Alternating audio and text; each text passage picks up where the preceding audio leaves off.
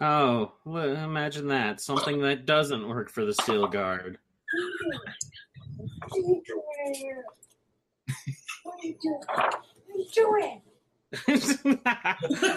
I love how we hit record and she comes in talking.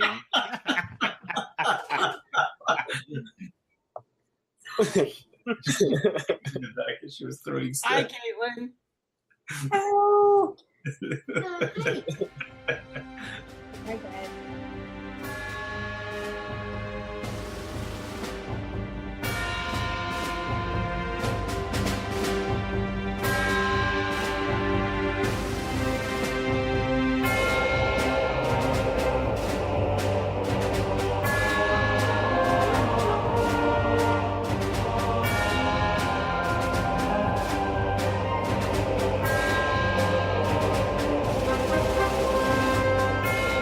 Welcome to another episode of Dust Bootcamp, brought to you by Skirmish Supremacy and Dust USA.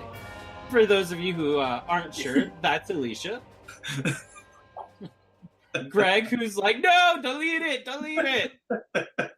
Hi, everyone. I'm the other person who usually screws up the intro, Nick. And then there is a Nathan. I'm here. And there is a Caitlin, though she wants us to ignore her as she hogs the camera. And then slowly steps away. Yoinks. Yoinks. I swear, we really haven't been all on happy gas.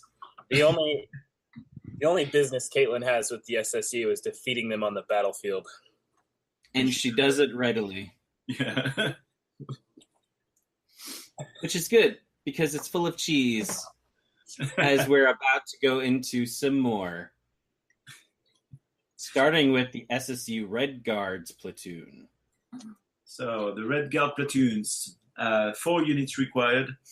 The first one being the command squad for the Red Guards, and then a Red Guards assault squad, anti-tank squad, and you choose the same ones 3 times. So really simple to build. The rule for the platoon says that on the roll of faction logo, a replacement comes forward every time a soldier is killed during the first 3 turns of the game. And this is the key component of the platoon. Not bad at all. Like I said, cheesy. It is really amazing. It's a platoon that relies heavily on troops that are quite inexpensive for what they do, because the assault squad and the anti-tank squad are 7 points. The command squad is 11 points, so it's not even the most expensive of the game. They pack a ton of weapons all the time. So it's really funny. Submachine guns, machine guns, under-barrel grenade launcher. So it's really, really good. And then for 3 rounds, every time you lose one guy, an infantry, you roll a die and you have 1 chance out of 3 to keep the guy on the table. Not only that, but even if you wipe out the unit, you still roll and they come back exactly on the square they were in. And that's amazing. That is. It actually it reminds me of the movie Enemy at the Gates, where the commissar is yelling, "If the man in front of you falls, pick up his rifle," as they were giving every other person a rifle and everyone ammo. Mm-hmm. Yeah, it is definitely the red tide mentality right there. Yes, completely. Which is a little funny because I always thought that the Red Guards were a little bit of the elite of the SSU, and the Red Army was the cannon fodder that was coming back again and again and again. But no, the elite comes back. So really interesting platoon. Very few ways to go around it, since you will get some people back even if you wipe out the unit. It's not like a medic, that cannot heal a unit that is completely destroyed. So it's really, really performant, basically. really cheap to put on the table because you're going to need 38 points of units, and then the rest can be filled in with something else or with the same if you really want to do a red tide. And also, funny detail, the commissars that you put in the unit will also take advantage of the platoon. Interesting. Yeah. Also, since it's not 100% clear, well, I mean, it kind of is. It says, during the first 3 turns of the game, roll a die each time a soldier is eliminated from a Red Guard's infantry unit. So, what if the unit's completely decimated? Do you just keep rolling them back in? You still roll. As long as you lose 1 guy, you roll. If you lose the 5 guys at the same time, you roll. If you sustained 19 damages, it doesn't matter. You only lost 5 guys, so you're gonna lose. So you're gonna roll 5 times to see if they come back.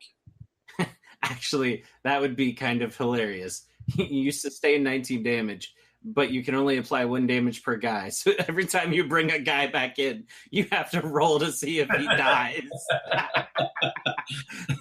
And it just keeps going. It really is an endless tide. Like a silent movie, stunt where they keep falling and coming back and falling and coming back. Exactly. With a little music of piano behind it. So yeah, I mean, so that, in that case, even if the, unit would be wiped out, they may not be. Exactly. Yeah. You have 1 chance out of 3 to bring them back. So on average, you're going to bring back 2 guys, even if the unit is wiped out. So for 3 rounds, you're going to lose the attrition game against the Red Guard. And you have to understand that. So that means that the best way to face this kind of army is to really understand that your own list needs to be pretty resilient, pack a ton of damage, and of course, you have to play conservatively when it comes to objectives or this kind of things, because they will come back at you. So be careful. Be extra careful. Of course, there's also the fact that before this extra save, because we can consider that a save, you have the regular saves, infantry or cover. So that means that eliminating a whole unit at once becomes extra difficult. And you have to take that into consideration when you choose your weapons. So snipers, flamers, artillery are all really useful against this kind of list. And then having some units that are meant to really block and decimate at the same time, like very strong melee units, are going to be really useful against this kind of lists. At least to just really, I would say, slow down the slaughtering machine and just hold back enough for the 3 rounds to be passed, and then you can start killing them the regular way. Advantage is that after 3 rounds, there shouldn't be much of them on the table anyway, because again, you're going to bring back 2 per unit maximum. On average, I should say. So if you're a little unlucky on the dice, even at the 3rd round, there shouldn't be much people left in front of you. So just be patient. Would a hero be covered in this as well? I know you mentioned the commissars, but they're not heroes. So it says every time a soldier is eliminated, and soldiers are defined in a book, and heroes are not part of them. Okay, that's what I was trying to recall. If because I was kind of mixing it with infantry and soldier. No. So infantry indeed. Most heroes are infantry, right? Them for the moment, but they are not necessarily soldiers. So right, that's why I asked for the clarification. Yep. So no, it's really specific. Other precision, because a lot of people make the confusion at first.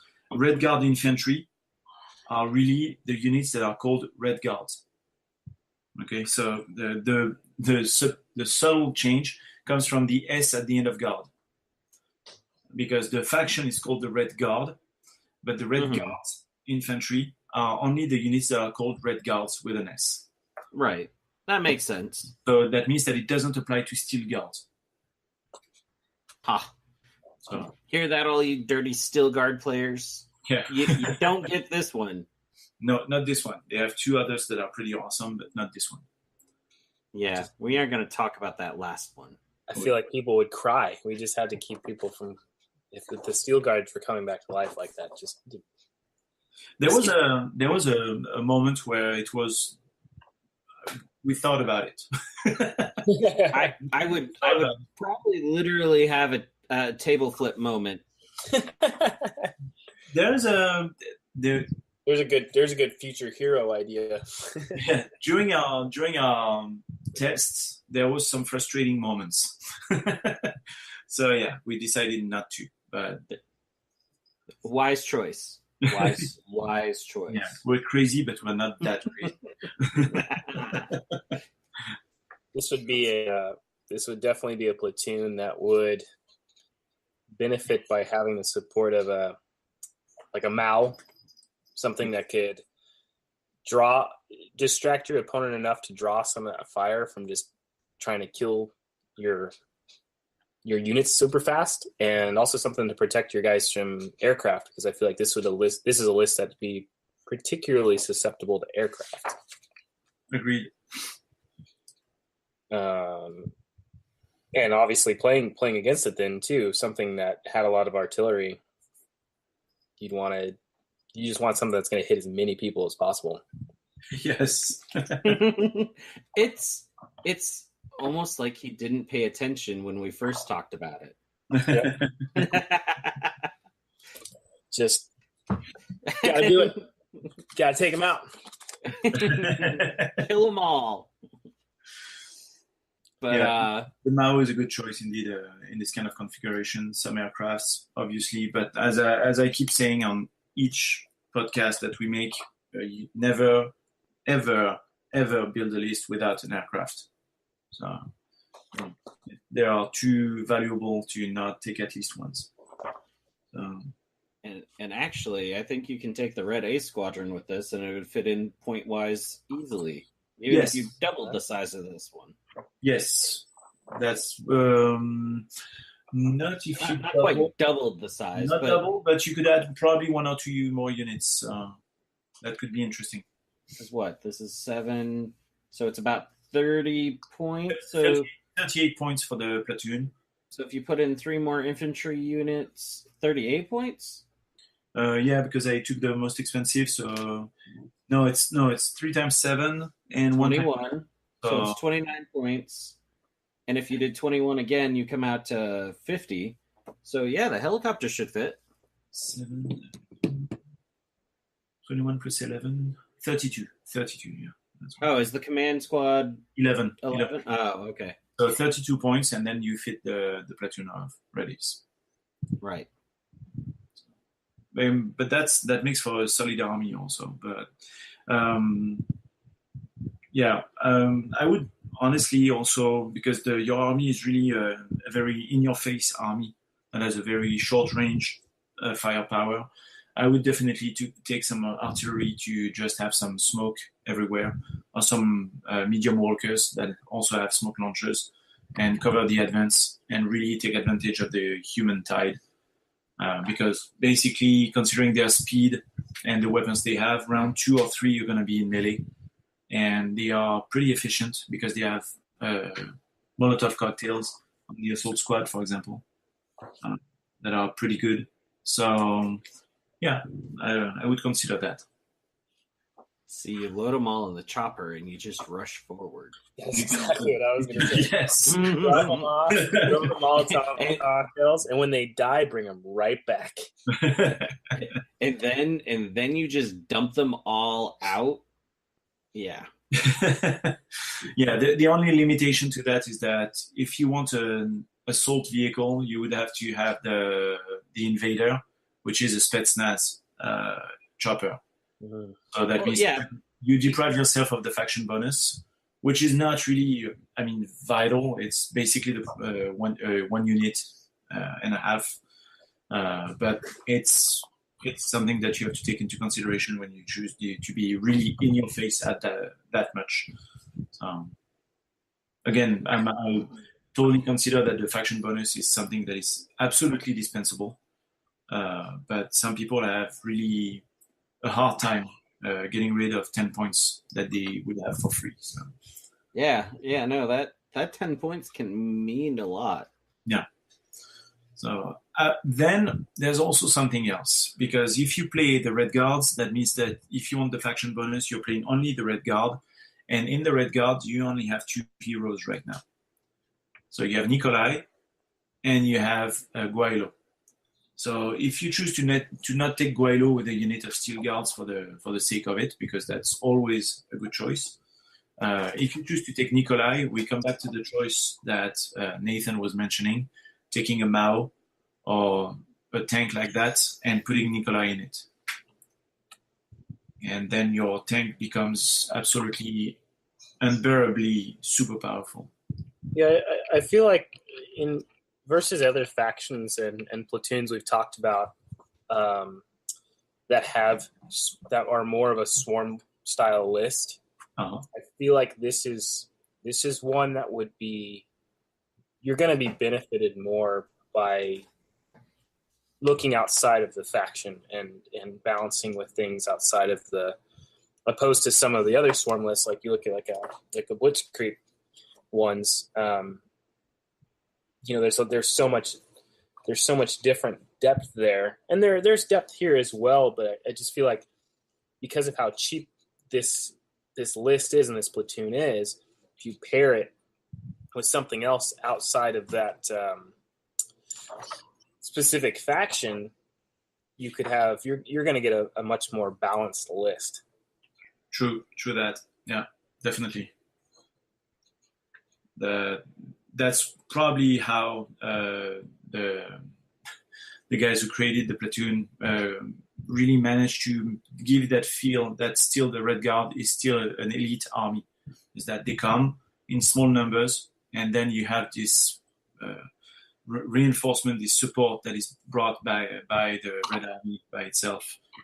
And that makes I was even looking. I mean, you can leave points wise. It works out as well. I mean, you can even run it with a heavy breakthrough tank platoon. Yep. And so you're basically running this forefront assault with all your infantry guys as your tanks come in behind, slowly clean up whatever's left after those first 3 rounds when you start losing your guys a little faster. That's something that I would look at. Yeah, that makes a lot of sense. The heavy breakthrough platoon is always good anyway, as we mentioned it last week. It's always a good second choice for any army list that you're making when you don't know what to do. Just put 2 tanks and go to town. So. I don't know what else to do. 2 tanks it is. 2 damage resilience tanks. Yep. With armor 6 or 7, because that DR word had to get said. but not in the same sentence as Rangers, so you're good. Oh. So yeah, for this platoon, I think we went around it pretty much. Yeah, simple platoon, but really really efficient. It starts to get really popular here in the US. I haven't seen many lists yet in Europe with it, but I'm pretty sure that the bandwagon is going to go back and forth as usual. So it's a list that we can expect to see in a more competitive environment. But it's also a list that is interesting when you play fluff oriented events. So yeah, we'll see. We'll see how the meta evolves. The next platoon, and we are going in the hard shell of things, is the SSU Steel Guard platoon. So really straightforward platoon, a Steel Guard command squad, and 2 combat units being either the Steel Guard assault squad or the sniper squad for the second choice. The bonus is Steel Guard squads in or supporting the platoon may take a move action instead of a nothing action as their first action when suppressed. So they can attack or use special actions as their second action, but cannot perform a march move or sustain attack action. So right. So Oh, I got suppression. I don't care. I can still move and shoot you in the face. You won't be able to sustain. You won't be able to march move, but still, you are implacable, as it says. So that's really good. The assault squad, the Steel Guard assault squad, is actually a very popular unit because it has a very, well, let's say a short range, because one of the weapons is range 8, so it's not really short, but the other two weapons are actually range 4. But we're talking about heavy shotguns. So once you're in range, it's a ton of dice. Like a ton. It's 18 dice against infantry level 1. That's really a lot of dice to deal with. Yeah. Plus the 5 that you're going to get from the autogun if you choose the autogun to target the same unit. So that's a lot of dice. So very, very simple platoon. Giving an advantage to the Steel Guard, because the Steel Guard is really slow by nature. And they have very few ways to move faster unless you put them in a chopper or you choose to play Guaylo with them. So giving them this advantage means that even when they sustain a ton of fire, they will be able to actually continue moving and being efficient, because the list also relies on the fact that a lot of your points are going to be taken by very few miniatures, and that means that each miniature of your army needs to be efficient 100% all the time. So this is a good platoon to have this effect. See, everyone, this is what happens when the game developers like your faction. Well, it's really difficult to not like the Steel Guards. They look like nice, Kinder eggs. Or but they don't have nice candies inside or treats. They've just got a bunch of disabled people.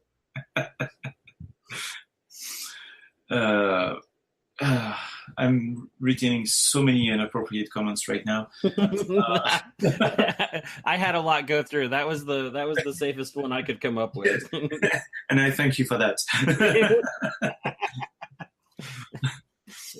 But yeah, the platoon is really, really, really simple. My advice is anyway, it's a platoon that you're going to take by accident, because you already have the units, and you discover that you have the platoon advantage because you already have the units in the platoon, and you didn't even care about this platoon before, but you're going to take it anyway. So good for you. It's a kudos platoon. So it's really not much, but being able to advance like that all the time will make them efficient all the time, because it also talks about the supporting unit in the platoon. It would be interesting to take some units that have assault shields, because that will allow you to go in melee all the time. Even when you get shot a lot, you will be able to continue advancing and then defend a lot of damages in melee, blocking by the same way, preventing people from shooting that much against another unit.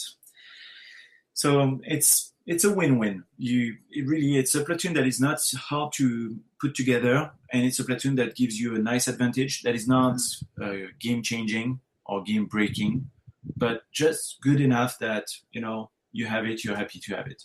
So it's worth it. Not game-breaking. No, yeah, you have some other platoons that are way more way more influential on the Well, it's a very natural platoon. It basically just comes in and it addresses really the only weakness of the Steel Guard in the fact that they're really slow. Yep. And so if you can make them slower by putting them in suppression, that's a great tactic to use against them, but this platoon now negates that and allows them to always have that move. So, it's it makes a lot of sense. It's easy to understand. Well, it doesn't, just allow them to always have that move, because even when you're suppressed, you can move. What it allows them to do is move and still shoot you in the face. Exactly. So, it doesn't address their slowness. It just keeps giving them bonuses. No, it allows them to continually move slowly Well, they could do that even if they're suppressed. Just because they're not good enough with their 10 million dice to avoid suppression doesn't mean anything. But I mean, it's you look at a platoon like this, and the one downside to it is it's expensive. It's an expensive platoon. I mean, you look at a command squad, Steel Guard command squad is 16 points. Yeah, and but you're gonna take that. 13. So yeah, 13. But this isn't. You're not paying anything to take the platoon. No, of course, but it's still 42 points of army that is immobilized just to get the platoon. So it's really a nice, comfortable platoon that you could live without, but gives you something more. And indeed, as Nathan mentioned, really allows you to live with this flaw that the Steel Guards have, that are slow and need, again, to be efficient all the time. Or if you start losing them, you're going to lose a ton of dice at once. So allowing them to be efficient all the time is really, really useful. For example, I wouldn't take the Sniper Squad as the second combat unit unless you have it and you don't have a second Assault Squad, because the Sniper Squad really, they don't need to move that much. They need to sustain their attacks, so they need to be at the back of the table, really protected. Or they're going to need to be with Guaylo and take advantage of move and attack. So and you're going to want to keep them back. I mean, their range is 10. Yes, exactly. You really don't need to make them move forward. And they both get to shoot, and they have power scopes, so and that's it. No reason to move them. Best sniper squad in the game. They're a lane watcher for sure. Stick them in the lane and make everyone go around. So yeah, really straightforward platoon. Nothing to write home about, nothing to complain about. Super easy to set up. If you play Steel Guards, it's probably a platoon that you're going to play by default. Now, actually, we should talk about the other Steel Guard platoon. Oh, you want to switch it around, huh? Yeah, because it makes more sense. Plus, it's gonna make you rant non-stop about the power of the Steel Guards, so that's worth it. So, I just like how we have it's okay for the Steel Guard to get something to shore up their only only weakness, but nobody else gets that. Just the Steel Guard. He hasn't learned yet. If you can't beat him, you join him. I'm not a commie. Not doing it. So the next platoon is the Guaylo Molloy Steel Guard platoon that has been previewed in the newsletter for the Endless War, and will be also featured in the Operation Hellgate book to be released at the end of the year.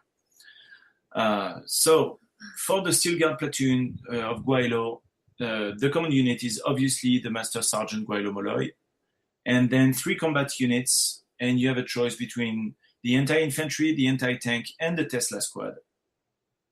And the platoon advantage, fire support, means that all Steel Guard units in or supporting the platoon may reroll any failed dice once when determining the number of actions received while trying to perform a reactive attack. So reactive attack, every time your enemy makes a triggering combination of actions, you roll 2 dice. On a faction logo, you gain 1 action, and you can activate immediately. So the first action, if you only get 1 action, you have to attack. If you get 2 actions, you can sustain or move and attack. That's the idea of the reactive attack. Now, thanks to this platoon, you're going to be able to reroll this roll if it fails. That is pretty amazing, and that is all the more amazing that you have 3 units that are really, really powerful by themselves. Like, really powerful. We're talking about the 2, in my opinion, 2 of the best units of the game, and 3 units that are really, really valuable in every situation. So and with ranges that are quite good actually. So that's actually just enough for the reactive attack in the case of the anti-tank squad, for example. So it's a really good platoon, like definitely. The trick, you will have to be careful with the anti-infantry, because the anti-infantry, the RPG 15s are only range 3. So if your enemy is range 4, which triggers the reactive attack, you're going to be out of range. So be careful with that. But with the rest, please go to town, because it's always worth it. It's a platoon that will allow you to really disrupt the assault of your opponent. And it's also a platoon that will need to rely heavily on reactivations. The idea is that you're going to try your reactive attacks as much as you can, and then you're going to try to reactivate these units that have already activated to cause even more damage and not lose your activations that you wanted to do in a more quiet and thoughtful way. So really a very good platoon, really expensive, because it's also the 3 most expensive units in the game, but really, really, really strong. So yeah, it's going to be a fun platoon to play. I know that some people are already fielding it on a regular basis, and it's really efficient. Also, the Tesla squad that you can use and abuse of, and I would recommend to do it, is a good squad to do reactive attacks, because stunning your opponent at the end of their actions is really fun. They're going to probably move forward, do their stuff, and then they're going to get stunned, and that's really, really horrible for them. So don't hesitate to do it. It's a real moral hindrance to your opponent's plan.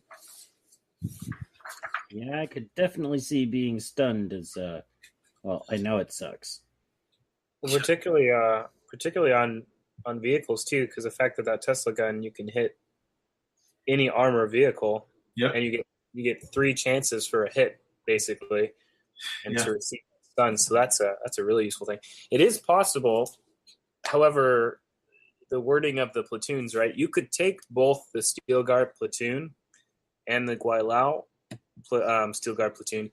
However, the wording of the platoons, and so I was just double checking with you, and is that you'd have to make sure you specified which. Yeah, a unit cannot be part of 2 platoons. Right. So if a unit is part of 1 platoon, she cannot benefit from the advantage of the other one. Right, because this one, is in or supporting. Yeah. Steel Guard platoon, or the other one is in or supporting. Yeah, but if you support, you're part of the platoon. Basically, it's one of the optional support units. So. Yeah, quit trying to cheat. He's already cheated enough. But points wise, it's possible if you want to take advantage and come up with some strategies to make both those platoons work to your advantage. You got one group that you need to march up, and another group that's just reacting to people coming at you. Yeah, that can be fun also. It's hard to fit it with points, because you're really, really at the very edge of what you can do with the Steel Guard. But yeah, it's a fun combination. I'm trying to find the exact timing of the stunning. So I'm sorry for the. Well, wouldn't stun just like suppression? Wouldn't it kick in at your next turn? Normally, that's what I would assume, but we know what happens when you assume. Exactly. You get emails telling us we were wrong. Yes. It's exactly that.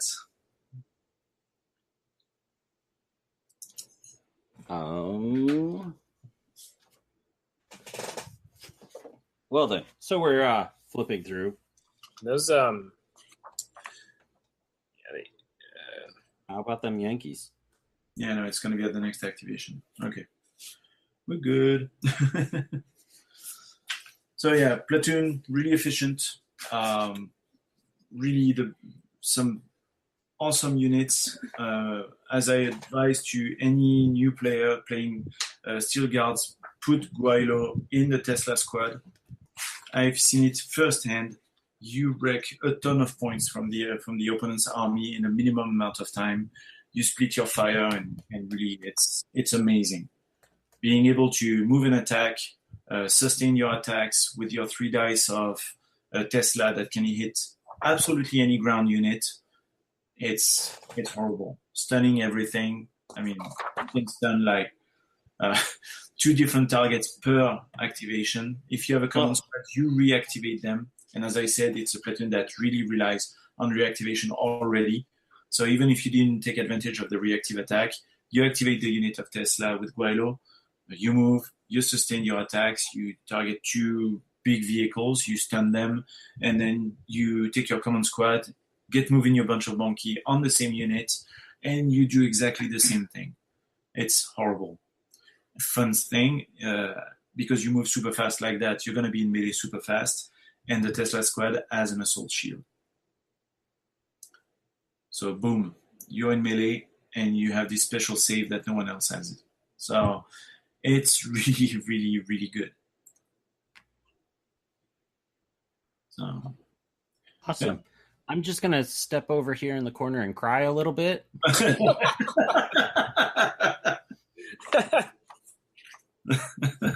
I'm going to pick up my Rangers and just hold them. It's okay. I know Paulo hates you. But to be fair, the Rangers are more expensive. Sorry, less expensive. Yeah, by like 2 or 3 points. That counts. It doesn't really. Every 6 units, you have 1 for free. Yeah, 1 for free. And then that 1 for free happens to jump within reaction range and gets gunned down by heavy shotgun. Come on, the Steel Guard can't fly. They have to very slowly walk everywhere. These big, heavy, and they're really hot all the time because they're in those metal cages. They've got AC. Swagger. It doesn't work because it's Russian parts. You know that AC never works. It's communist AC. It doesn't work.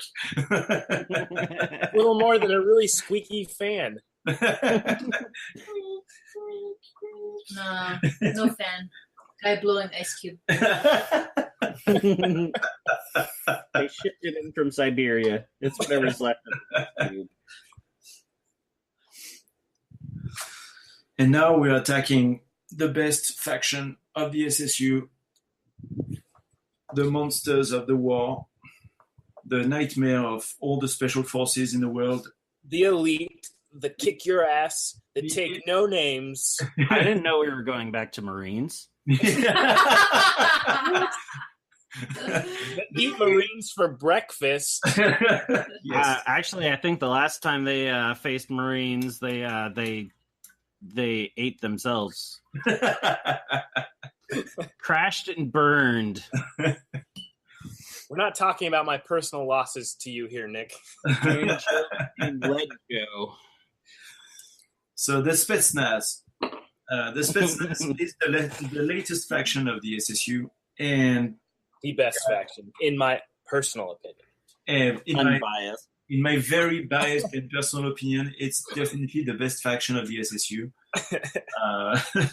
It has so many possibilities by itself already that it's just insane. It has so many shenanigans that you will never play twice the same game. So really a good faction by itself. And then you have 2 platoons. And I'm going to start with the Task Force platoon. So 5 units required. The command unit being a command squad or Vasily, which is the red banner. And then you have a mix between kill squad, saboteur squad, and then for the 2 first units. And then the next 2 are going to be kill squad, saboteur squad, Alexei or Anatoly. What can I say? Play the bloody platoon all the time. It's good. It's really good because the bonus is any Spetsnaz unit or KV-47 TSH So any of them, okay, in or supporting the task force platoon gains at the double skill for its first activation or the activation in which it derives from reserves. So your first, your entry on the table is going to benefit from at the double. So you're not scout, but it's exactly as if you were a scout. So you're not going to shoot, but you're going to be in the middle of the table round one. And that creates some serious disruption for anyone. That means that you can seize some objectives right away. You can put yourself on it, and you know what? Now the enemy has to dislodge you from there. That is really, really good. So march move plus free move. So that's already the first thing that is really funny. And then Vasily, let's not forget that this guy is officer, so reactivation, reload shenanigans. He has a special ability called Red Banner that allows infantry unit within range 2 to roll 3 dice when rallying. So everyone gets brave in range 2 of him. And and in line of sight, no, let's not forget. And then the third actually ability that he has is Follow Me. And that's where you get the fun part of this platoon, the insane fun part, because Follow Me is a special action, and all friendly infantry units with infantry armor 1 or 2 within range 2 and in line of sight roll a die. On the faction logo, they take an immediate move action with a move rating of 2. And that means that you could have another at the double on the next round. Gross. It is pretty gross. You can really I know that, for example, some local tournaments in Europe love to play on 3 mats and sometimes play scenarios in the length of the 3 mats. You have scenarios with 4 mats also that create very big tables. The Spetsnaz laugh at your face and run through the whole thing because they don't care. So it's really, really fast-paced, really in your face, really good. And with the support of the KV-47 TSH, you can basically do whatever you want. The Anatoly being a KV-47 with Tesla guns and a machine gun, because why not, you know? So that means that you can stun anything that is in front of you. The Alexei is a very good anti-infantry walker with the 2 Gatling guns that roll really a lot of dice for a walker this size. So yeah, it's really it's really a really good platoon, like really, really good. It's really an invasion platoon. So take advantage of the kind of cheap price of the units. The walkers are a little bit on the expensive side, so you have to be careful. But the units are really cheap. So take a ton of these units and just move forward, making sure that you keep your red banner in the middle, having line of sight on everything. And then just create some real headache for your opponent to know what he has to take care of first. So, listening to the description of this platoon and my thoughts, as you were like, and they can, charge onto the battlefield. You said something else that really keyed it off, but I was at NashCon this past weekend, and wife sends me a text message on like Saturday and goes, "You won't believe what your youngest did." Which, knowing my youngest, can be a lot of things. So she tells me that he burst into my oldest son's room. And I'm like, oh God, maybe it wasn't really what my youngest was doing. It was what my oldest was doing, because he's at that age. So I'm getting prepared for that to be the next part. Wasn't that? It was he burst in and he yelled at the top of his lungs, "Surprise, motherfucker!" Awesome. My 6-year-old busted in the door, and as you were describing the the Spetsnaz and charging onto the battlefield and then more charging, that was really all that was going through my head. Yes. So when painting the banner of Vasily, one addition you could make if you so choose is you could write on it "Surprise, motherfucker." But if you don't read it in Russian, you're not going to win. That's true. Extra points if you write it in Russians. In Russian. If you do, please send a picture to Skirmish Supremacy. We would love to see that. Yes. Yes, definitely. We will share it every. So that was going to bring up my comment too, because a hero I love in the Spetsnaz is Ivan the Butcher. Yes. And that is a hero you do not want anywhere close to any of your infantry units if you are playing against the Spetsnaz, and allowing him to move faster than he already can. Yeah. Pretty scary. It is really scary. Yeah. And that means that round 2 you're in melee whatever happens. Yep. And those meat cleavers, they're not going to be very forgiving. No, the charge plus berserk is really comfortable when you need to get in melee already. But the fact that you can move faster and even faster really makes it really comfortable. So put him in a kill squad or in a saboteur squad and really run forward. That's all you have to do. Yeah, so really a good platoon, really fast paced. It's really meant to make your opponent sweat a lot at the beginning of the game.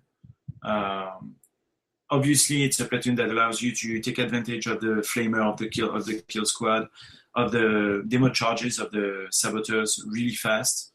So don't hesitate to use it. I would play at least one Anatoly all the time because really stun again is amazing.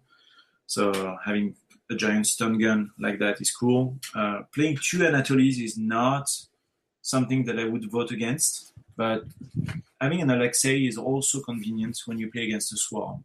So use the Anatoly to neutralize these big vehicles before you put the saboteurs in their face, and then use the Alexei to really get rid of all these pesky NDAC/USMC enemies that have a tendency to come in packs. You have these stupid war dogs, for example, the war dog recon squad that you really get rid of. Let's shoot them to smithereens, I'm calling PETA. I'm calling PETA. No, you just shoot the guys, not no dog will be armed during the... Did you say harmed or armed? So yeah, it's really... It's a good list. It's a good platoon. It's an expensive one, but it's really a good platoon. So if you have the command squad as your command unit, my next recommendation would be to put Iron Joe in it. Because Iron Joe and the command squad of the Spetsnaz create the second best chain of command of the whole game. So don't hesitate to do it.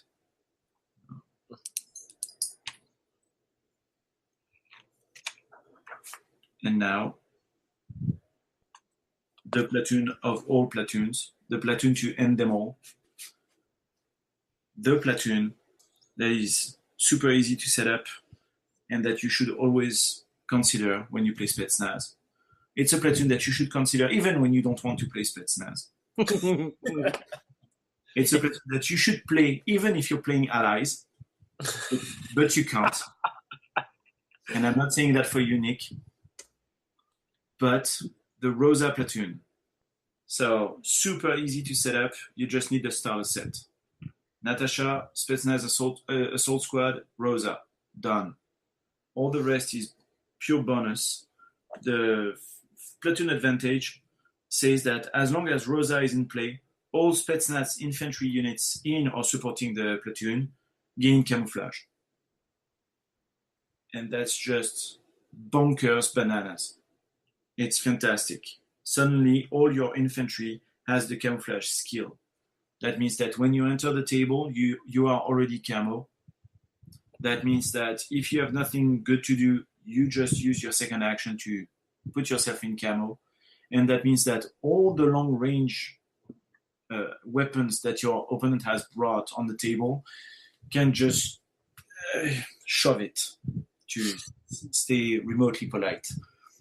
And it's really, really, really good on an army like that. The main disadvantage of the Spetsnaz is that they are relatively fragile. And with this platoon, they are way less fragile. Because when you cannot shoot them if you're in range 3 or more, that means that they will shoot you first. It's the Han Solo of platoons. Oh, I have never thought of that before. That's brilliant. So really, so terrible. I cannot believe you. Rosa shot first. Rosa shot first. Oh God. Let's not forget that Rosa has a sniper rifle with and stay down as a skill. And with a range that is enough that she can just shoot without sustaining because she's expert, and then use the second action to put herself back in camo. Yes. I think we're all familiar with that. Yeah. I've had a good time with Rosa when I've played opponents playing Luftwaffe. Yeah. Their Armor 2 vehicles are something that Rosa can pick off. Just a couple of those. And they find that really annoying that a sniper can kill their... Yeah. Yeah, the guys have basically no protection on the vehicle, so you just... And then she goes right back into camo. What are you going to do? Yeah. I've had many games where Rosa's the last alive, and it comes down to can she win it solo? And it's there she is. There it is again. It's Han Solo, man. Rosa's And Han Solo. that, boys and girls, is why you bring artillery. It's exactly that. Yeah, this is the one main problem that you're gonna face and that you're gonna have to solve really fast. It's artillery, because artillery doesn't care about your camo. They will aim at the empty box next to you and just shoot you. So yeah, you know what says I don't care about your artillery? My invader. Exactly. I bring my invader in as a support. I'll take that out first. It's exactly what you have to do. Once again, Try. That's exactly that.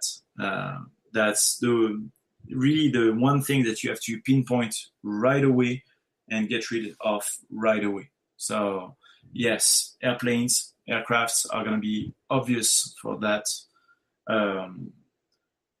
Rumor has it, and let's go spoilery a little bit here, that some Red Rain would be also released with the Spetsnaz crew, giving you your own artillery. So well, and more smoke. Exactly. Yeah, because Smoke that's what. and camo is awesome. This is a platoon that allows you to put the battlefield the way you want it. Yes. You can bring people. You can bring your opponent's units right where you want them to be because they have to come to you. You can also take advantage of the swarm that you create to deploy without taking care of the cover, for example, for the first round, because no one will be able to shoot at you on the first round except probably one remote aircraft. And so really it's really comfortable to deploy with it, and something that you should do. It's also, I talked about Vasily in the previous platoon, but Vasily is a Spetsnaz, so he fits in this platoon also. And that means that you can take advantage of the follow me action with your Spetsnaz that are camo. So because it's a move action and that doesn't deprive them of the camo. And so does Ivan the Butcher. Yes. Just wait for those guys coming to within range 3, and by the time they're there, well, now they're facing cleavers. Yeah, so it's really, the two platoons really express what the Spetsnaz are all about. So either being super fast in your face as a strike force, or being already on the battlefield without you knowing it, as a battle group. So really, this platoon is magnificent, and it's really, really tempting to go full infantry with it. Don't, because you will have some issues that your vehicles will be the only ones able to deal with. But remember also that because everyone is camo, your vehicles are also going to have this gigantic target on their forehead. And you really need to be able to protect them, either because they have smoke launchers and they hide inside their own smoke, or because they have an armor that is indecent with damage resilience, and then you can expect that they won't die on the first round. But again, aircraft, priority number 2 in this list, after taking probably one of each unit that the Spetsnaz have. So. Well, this is pretty much the primary platoon that I play, and the thing that I have struggled with, I do.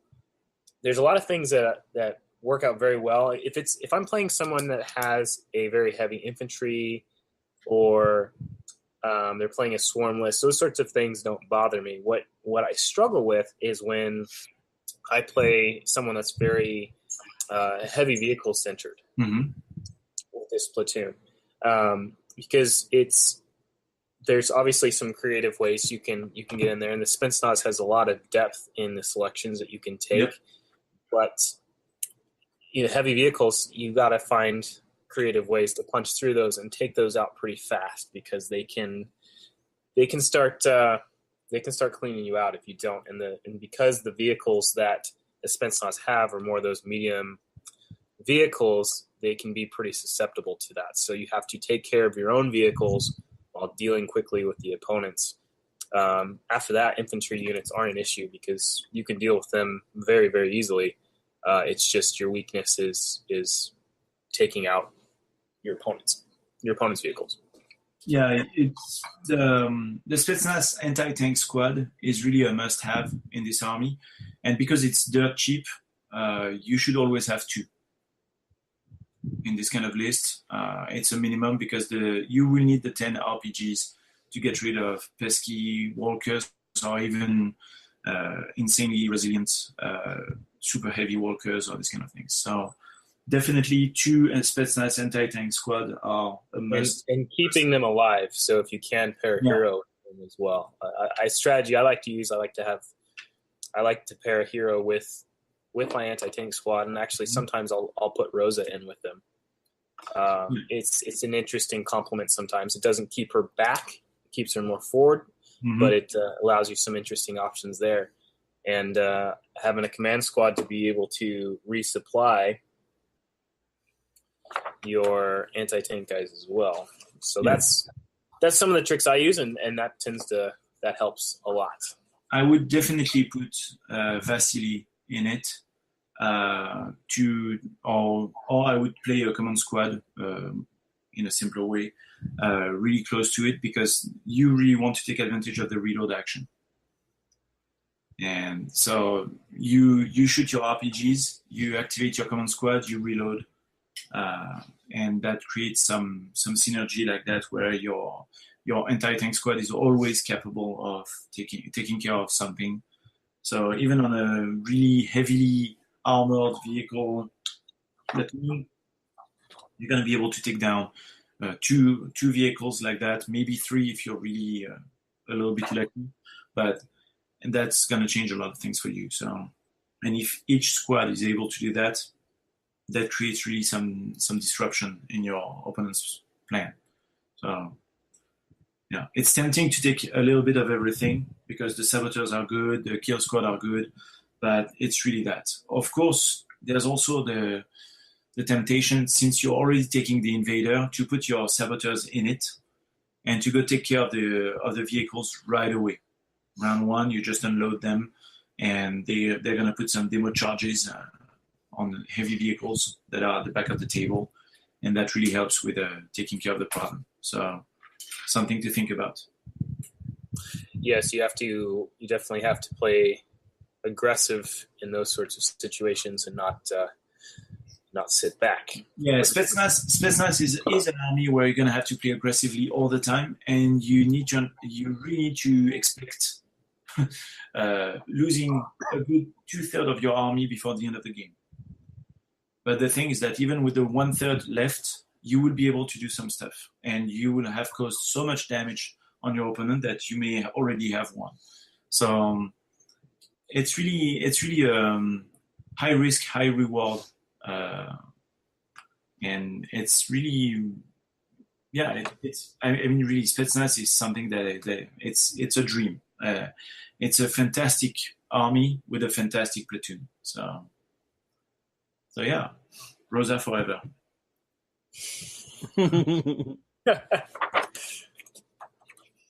And that concludes actually the platoons for the SSU. I do want to put in there, I hate Rosa. And stay down. That's an ability that I love. It's really fantastic. I wish Rosa had a sister.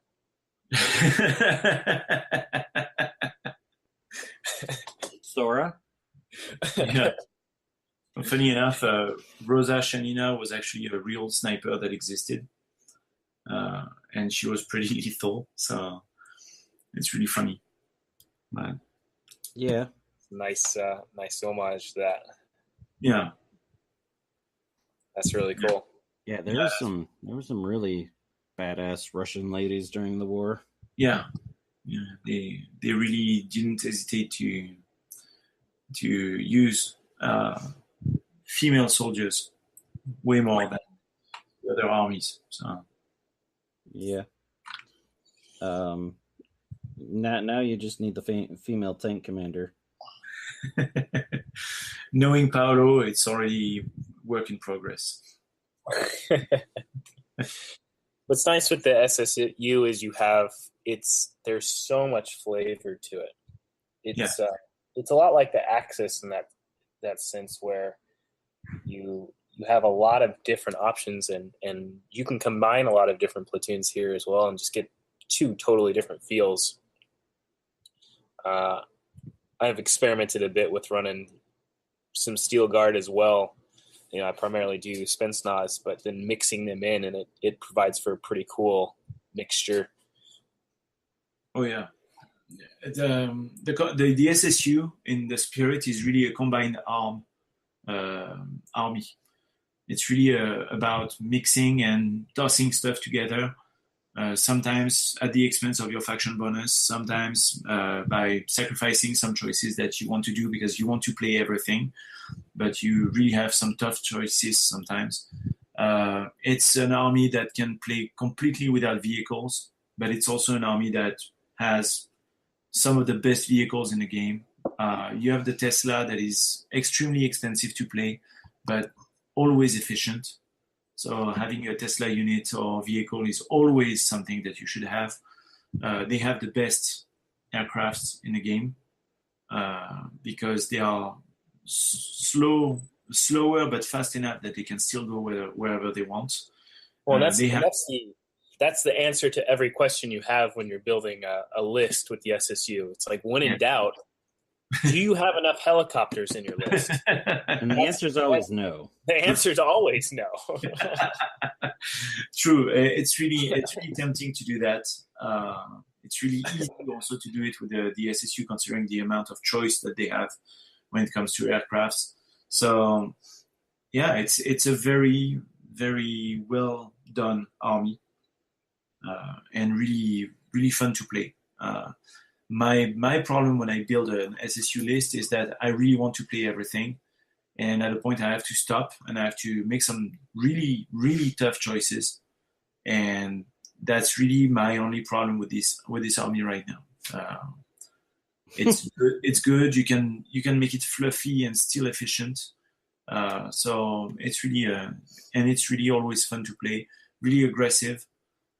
Even when you play Steel Guard, where you're a little bit on the back of your feet, it's still something that you can do aggressive. So yeah, it's fun. It's really fun. Yeah, maybe playing them.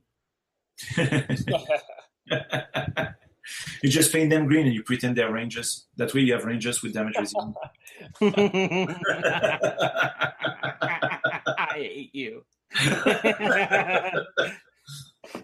For some reason, their jetpacks just aren't working today. They're all common squads. Oh, that's right. They're little walking tanks already. They have better armor than Walker's armor too. No, but honestly, we're joking about the Steel Guards not having jetpacks, but it's not gonna always be true. So.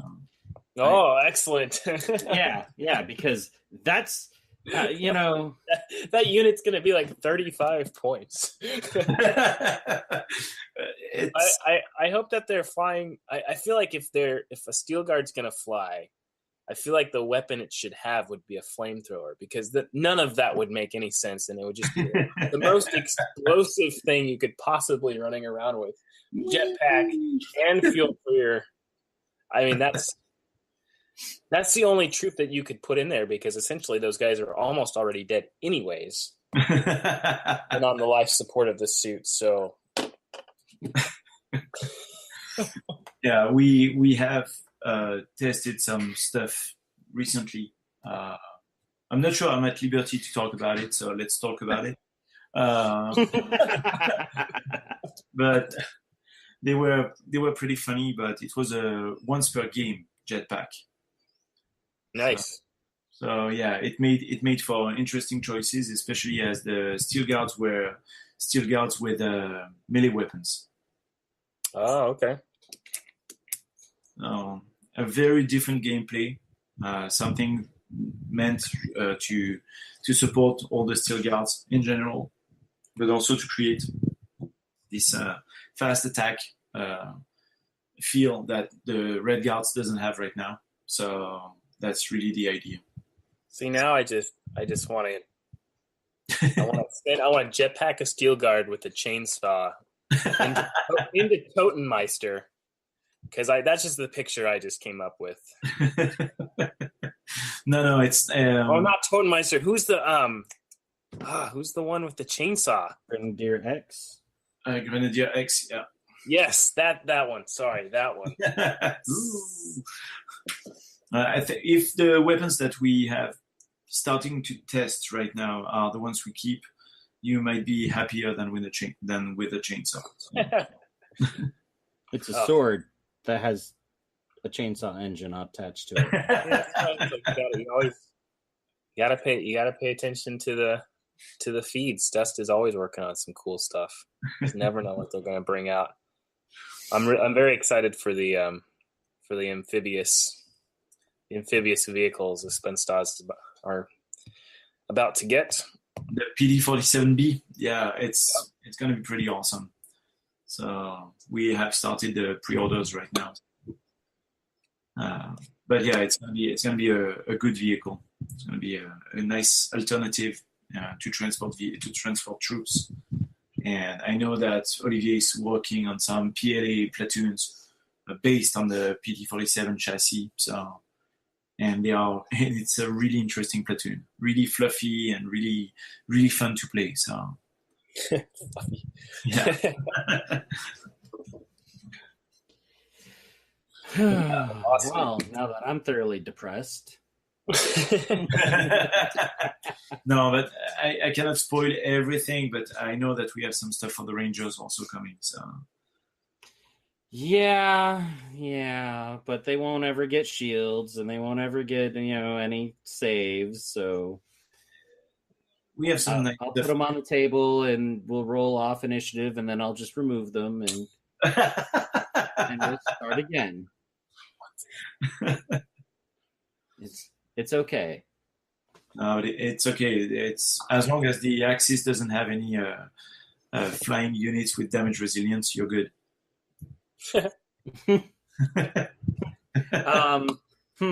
Talking about none, huh? Mm-hmm. Armor 3 guerrillas. Yeah. Nope, that has damage resilience. So, yep, I guess I'm screwed. Oh, you're gonna be even more angry when you see the special edition miniature that we have for Gen Con. for the 10th anniversary of Dust. That is going to make you really angry. It's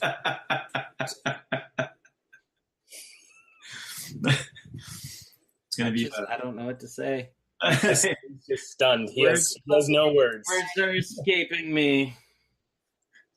He's so fluffy, I'm gonna die. Oh, great. More flying monkeys. He's not flying. He's not flying. No. Yes, but he's a monkey. But it's definitely a gorilla. So Sorry, Tim is happy. Ape. Gorillas don't have tails. Exactly.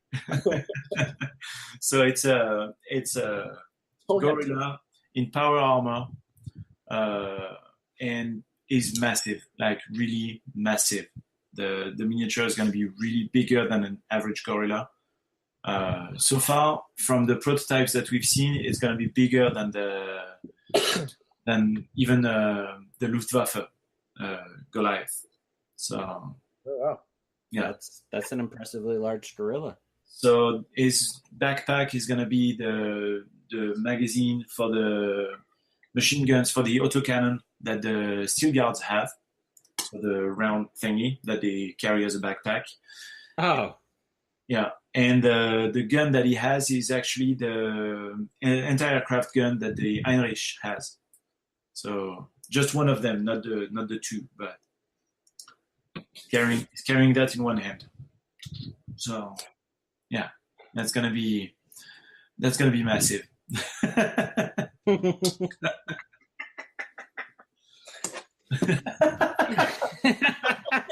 Caitlin? Yes. Off in the corner, all of a sudden cackling.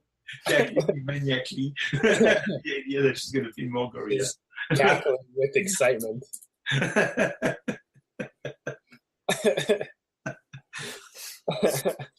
So I wanted to have pigtails and bows. So you can mod them later. So it's going to be a gorilla that is going to be a special release for Gen Con, but it's going to be actually also in the Mercenary HQ box in at the beginning of 2019, and so it's going to be really big, and it also is going to have Blutkreuz card. So, fun stuff. Really fun stuff. Caitlин's really happy. I think she's just laughing at the way you say really big.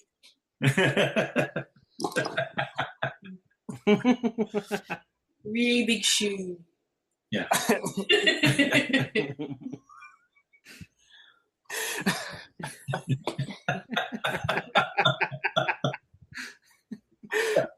You have no idea. So for those who listen and don't have the picture, we are switching the cameras back and forth because we're using Google Hangouts. And we have the face of Caitlin being completely embarrassed by the camera. So it's really funny. Nathan's just trying to make sure that his bed is the couch tonight. That's what's happening. And we're just laughing at it. Good stuff. Man. All right. So SSU Platoons. I think we were talking about that. Yeah, Not just big gorillas. Well, and see, that's the magic of it. It doesn't really matter what you're playing. At the end of the day, it's about the community and the people that you play with. And the gorillas. And the gorillas. And really big gorillas. Really big ones. Especially when they're armor 4. Oh, man, that is awesome. With damage resistance. I'm done. I'd say have a good night, but He's turning I off. hope it involves a bus. So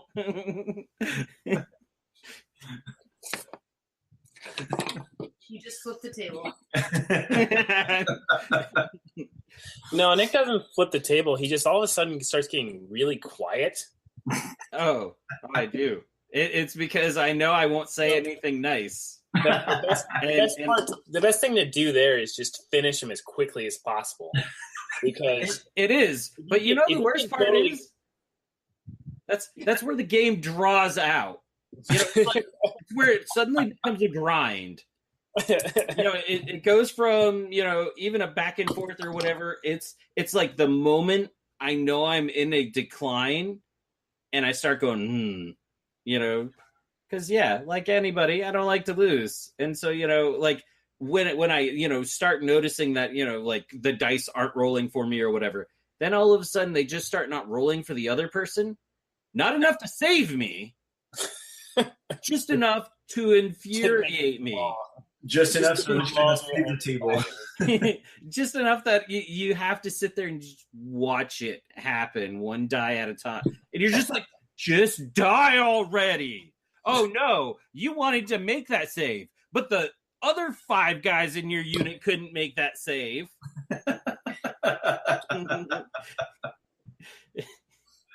they just finish him with Rosa. Yeah, and then Rosa misses the first shot in 100 games.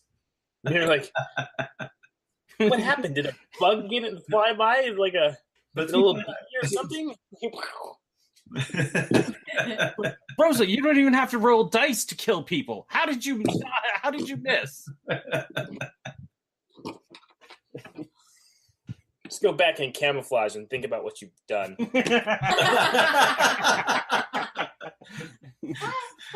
Sir, I don't want to panic, but I think that this bush is crying. Sarge, the bush is crying. And saying stuff in Russian. What should I do? Leave it alone. It's outside of range 3, so you couldn't shoot it anyways. Go the long way around.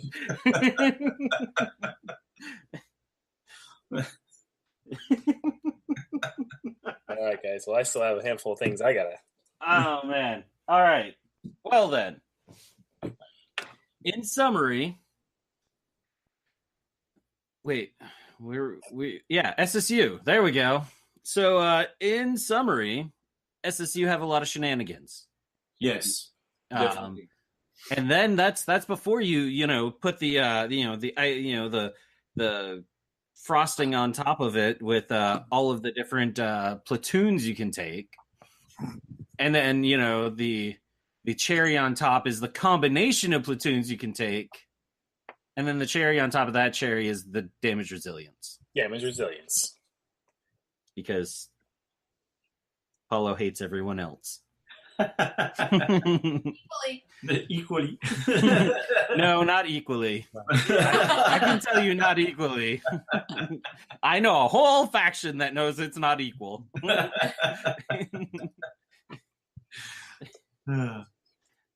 Anyway, next time we will talk about the mercenaries and the mythos. Yep, we'll be back to Eminem.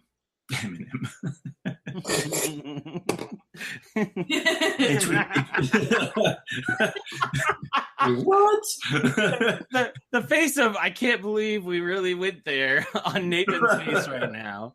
Ooh, beatbox is nice.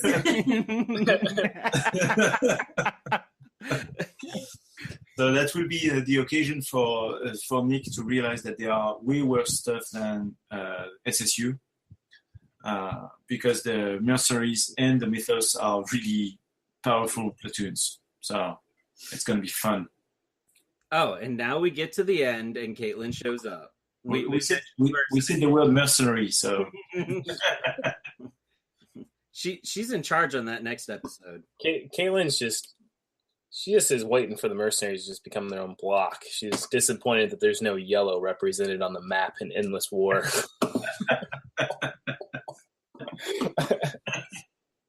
Well, with the Operation Hellgate, I know that Olivier wanted to change a lot of things. So I don't know what's going to happen, but there's gonna be a lot of changes anyway. So prepare. I've always treated them like their own block. They are. They've got their own entries. They just so happen can decide to hop in with whoever if they feel so inclined. Well, they can do that too. But you They're know, like, oh, that's just SSU. freedom. SSU, you guys have helicopters? We could use a ride. Or they can say, you know, hey, your helicopters are coming with us this time. Exactly. I know that's really good. And then they can capture an Axis walker. You know, I mean, The best capture vehicle Acquire. is the Sky Sweeper. They acquired it. Yes, it's an Happened to be here. it's an aggressive acquisition. aggressive. We shot the person in it, and then we started driving it. Anyway, see you next week. Well, actually, in 2 weeks, because for us, for the recording, because next week is Origins. Yes, and I will have a bunch of episodes out by the time you get back. Well, not really. There'll at least be 2 or 3 episodes out because there's a lot of them. All right, folks, I believe that will conclude this episode. So, The best episode. Wasn't we it the ruined it? Hey, Dusty, folks.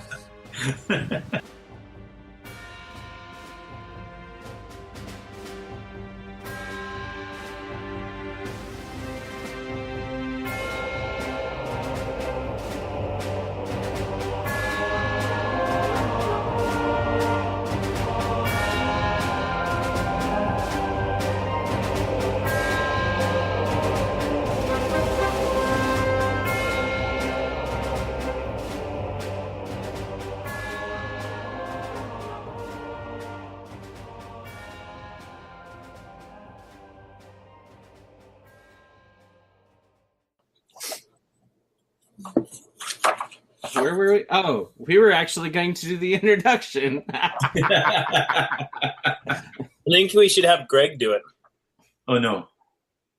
No, see, this is where we go, hey, Alicia, you haven't talked in a while. Oh, Alicia, do the intro.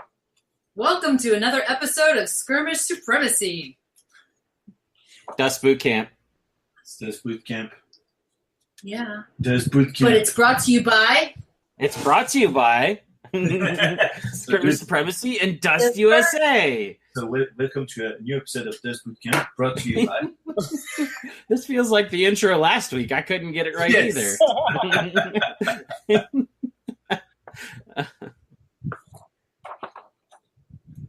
Take 2, go. Oh, me? Action. Action. Rolling. Welcome away, to another Caitlin. episode. God damn it! you act like talking is easy for me.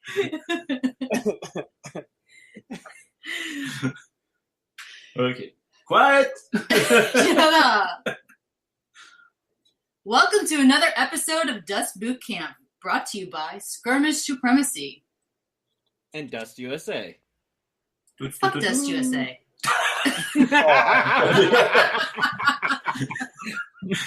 Edit. I'm now going to edit all of the episodes, and that's going to go at the end of them. Yes. Fuck Dust USA. And